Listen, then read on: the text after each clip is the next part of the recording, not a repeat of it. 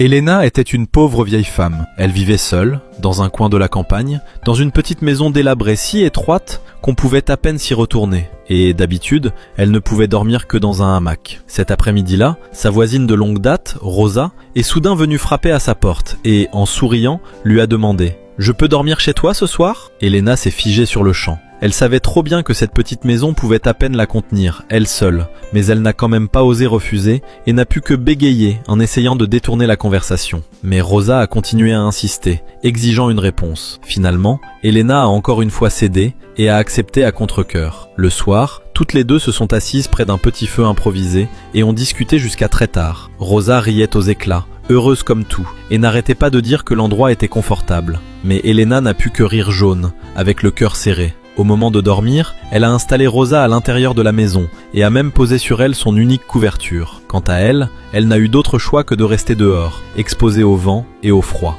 Au milieu de la nuit, il s'est soudain mis à pleuvoir. Le vent glacial soufflait sans arrêt. Elena, transie de froid, s'est recroquevillée sur elle-même, les lèvres violettes et le corps tremblant. La rosée du matin était si froide qu'elle avait l'impression que ses os allaient se fendre. Le lendemain matin, Rosa est sortie de la maison avec dans la main le seul épi de maïs qu'Elena avait gardé pour son déjeuner. Elle demandait bien « Je peux le manger ?» Mais en réalité, elle avait déjà croqué dedans. Elena, pourtant si affamée qu'elle en avait la tête qui tournait, n'a toujours pas osé dire non. Elle n'a pu que ravaler son humiliation et répondre de force. Bien sûr que oui. Rosa a mangé l'épi jusqu'au dernier grain et s'est essuyé la bouche, pleinement satisfaite. Mais Elena, elle, n'a pu que tenir toute la journée le ventre vide.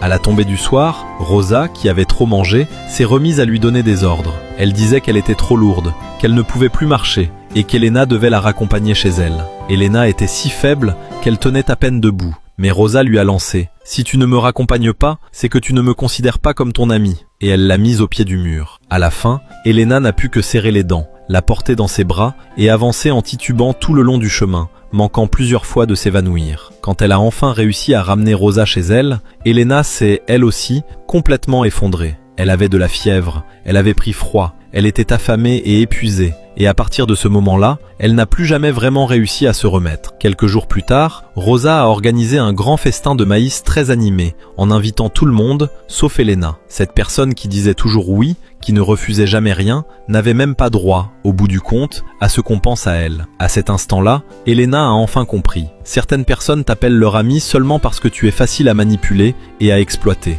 Le monde est ainsi fait. Une personne qui ne sait jamais dire non, les autres ne la trouvent pas gentille. Ils la trouvent seulement facile à maltraiter. Être gentil n'a évidemment rien de mal. Mais si tu continues à te sacrifier pour satisfaire les autres, au final, la seule personne blessée